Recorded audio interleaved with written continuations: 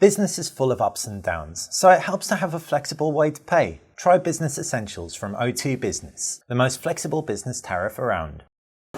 Hey guys, you're watching BTech. I'm Basil, and this is a quick comparison between the Sony Xperia XA and the Samsung Galaxy S7. The XA has a 5-inch, oddly 720p display, but it looks so nice. Edge to edge really does showcase it beautifully, available in a range of colors.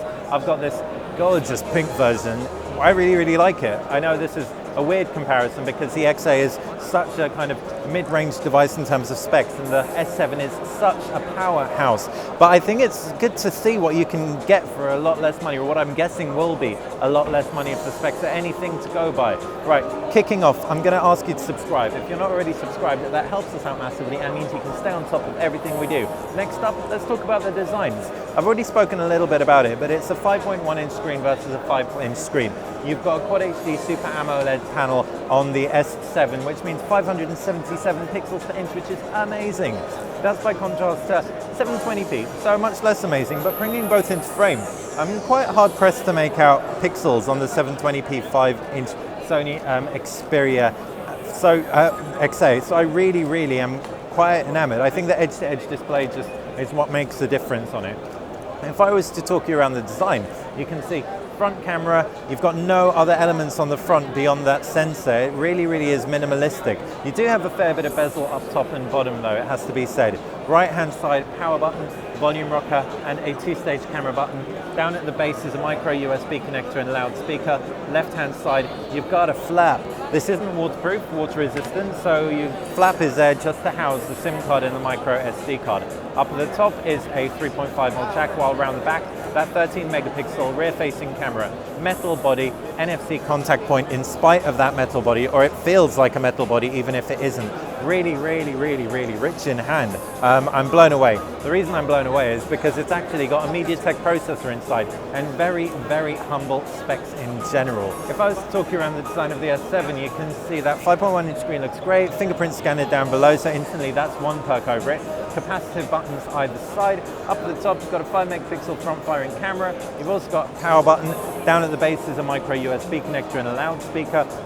So left-hand side, volume buttons. Up at the top, it's a 3.5. Oh, no, sorry, it's a nano SIM card slot, micro SD card slot as well. And that may be an IR blaster, although I'm guessing it's actually a microphone. I don't think the S7 has an IR blaster. Interesting omission there if it is indeed there. And talking around the back, that camera at 12 megapixels takes advantage of bright cell technology, so you have no white subpixel. Check out our video explaining that tech in order to find out what it does.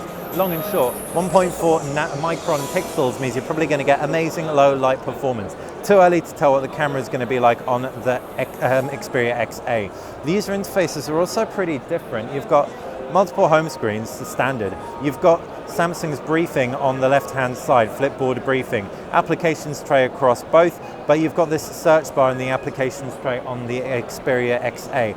Jumping back home though, you can see the Xperia XA also has, if I pull down from the top, a universal search option. Universal search is like iOS, for example, and if I pull down from the notifications shade, you can see notifications and quick toggles are merged on the Samsung Galaxy S7. But you've got a pull-down second tier for full notifications across both. Internals, that MediaTek P10 processor on the XA should perform well. I think it's 2 gig of RAM on board as well. This is no flagship, I've said that over and over, but are you really going to need more power in day-to-day use if you're not a hardcore gamer? Well, you may need a lot more memory if you are a hardcore gamer, because this has 16 gig on board. If Sony incorporates Marshmallow's Fusion tech, then you will be able to fuse your SD card with your internal memory, which will be great. That said, you've got 32 gig on here on the S7, paired with expandability as well, so you should be better served if you want to store loads of stuff on the phone itself. Battery capacity is 3000 milliamps versus I think a 2200 milliamp cell or thereabouts. Don't quote me on that, but it's going to be a much smaller cell, but it's going to be a lot less power hungry by contrast. Just swiping through the UI, this is not final release, but it still feels really nice and smooth. I think phones are kind of hitting a point now where you can afford to go a little bit lower than flagship, at least based on just smoothness of UI and basic functionality. If you enjoyed this video, then make sure you click that thumbs up button, and if you like BTech, subscribe. That's how you're going to stay on top of everything that we do. Thanks for watching.